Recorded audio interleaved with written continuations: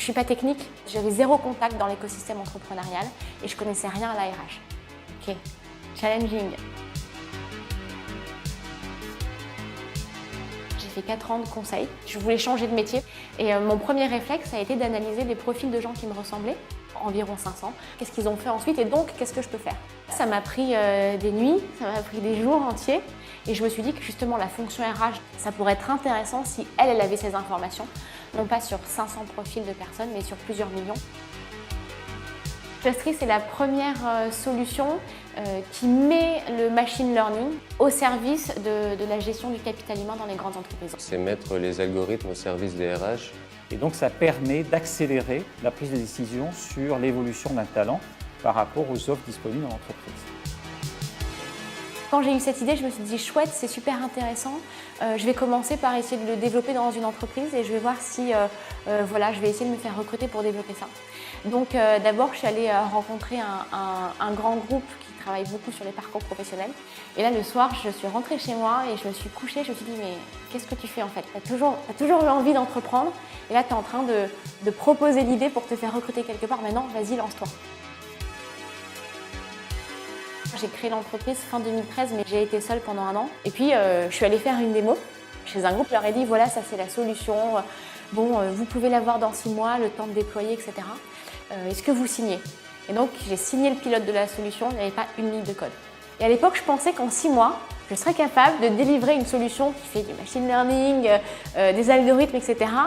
Sauf que créer une équipe quand on a 100 000 € sur le compte, bon, c'est pas forcément ce qui attire le plus et ce qui attire les meilleurs. Donc je me suis dit, il faut que tu lèves des fonds. Et donc finalement, je suis allée à un dîner chez The Family et là, j'ai rencontré quelqu'un qui s'appelle Frédéric Montagnon. Et finalement, j'ai réussi à le convaincre au bout de 4 calls. Il s'est dit, bon, en fait, elle me lâche pas. Elle a réussi à signer un client. Si moi, elle me lâche pas, qu'elle arrive à me convaincre, elle arrivera à le faire avec des autres. J'ai rencontré Benjamin, qui est notre CTO. J'avais pas mal de projets personnels et donc j'y allais pas forcément convaincu, mais je me suis dit pourquoi pas, ça a l'air intéressant quand même. Ce qui a été difficile sur ce premier échange, c'est que comme moi je ne suis pas technique, c'est très difficile de se dire, voilà, est-ce que cette personne, elle a le potentiel pour justement incarner la technologie et développer la technologie qu'on a l'ambition de porter sur le marché. Et en voyant Bénédicte pitcher avec sa force de conviction, je me suis dit que ce projet-là était sûrement plus évolué que les réflexions que je menais sur mes projets personnels. Et puis on a échangé assez simplement finalement sur fonctionnellement qu'est-ce qu'on veut faire. L'existant finalement il était vraiment très limité, donc il a fallu assez vite se rendre à l'évidence qu'il allait falloir vraiment tout reprendre de zéro. Moi je le dis souvent aux équipes techniques, ce que je trouve incroyable c'est le pouvoir qu'ils ont entre leurs mains. Si on a besoin de développer des algorithmes qui travaillent sur les données, il faut des données. Donc la première étape, c'est déjà de faire l'acquisition de ces données. Donc on a fait tourner le premier client avec un MVP, c'était dans le deuxième trimestre 2015.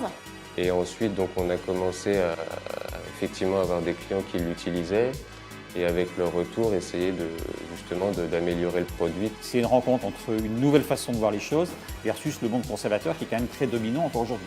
Au début, on analysait, je crois, 15 millions de profils professionnels dans le monde. Aujourd'hui, on en analyse 250 millions. C'est ça que je trouve formidable dans la tech, c'est qu'on a une idée et puis ensuite, on en fait un projet, on en fait un produit. Enfin, on fait vivre quelque chose. C'est de l'artisanat de luxe, en fait.